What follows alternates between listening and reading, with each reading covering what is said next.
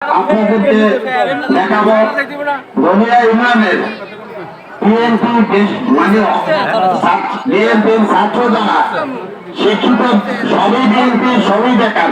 এখানে কোন ছাত্র বিএনপি ছাত্র কোনো চাকরি রমিয়া ইউনিয়ন বিএনপি বাইরের ছাত্রদের কোনো চাকরি নেই। আপনার কাছে আমার গুরুত্ব নিবেদন, আমরা আপনার কাছে কাজও চাইবো না। আমাদের এই শিক্ষিত বেকার যারা আছে, আপনার যদি সুযোগ হয়, আল্লাহ সুযোগ দেয়, আমাদের এই ছাত্র ভাইরা যারা শিক্ষিত বেকার আছে ওরা দিকে আপনারা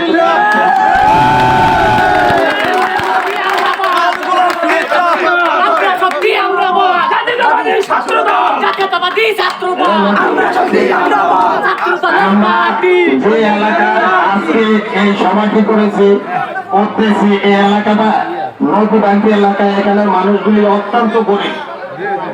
তাদের মূল পেশা নদীতে মানে মাছ শিকার করা।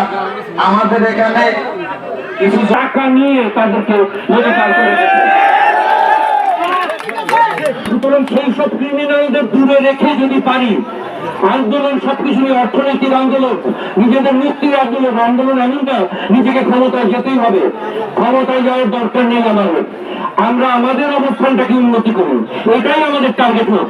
এবং সেই অবস্থানে আমরা যেন যেতে পারি, এখনকার সরকারকে আমরা প্রপোজাল দিব যে আপনারা এখানে ফ্যাক্টরি তৈরি করুন, সেই ফ্যাক্টরিতে স্থানীয় ছেলেপেলেদের কর্মসংস্থান করুন, এবং সেই গ্যাস যেন চুরি না হয়ে ওই বিদেশের তাবেলা সরকারের মতন চাকররা চুরি করে যেন বাইরে না নিয়ে যায়।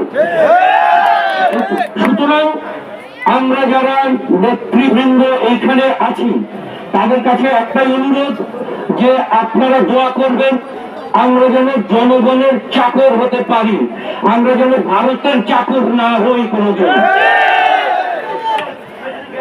এবং ইনশাল্লাহ আমাদের মধ্যে যদি সৎ সাহস থাকে এবং আবু কাকার নতুন যদি নেতা থাকে, সাহসী নেতা, এইখানে কোনো হাইব্রিডের স্থান হবে না, এখানে কোনো বিএনপির স্থান হবে না।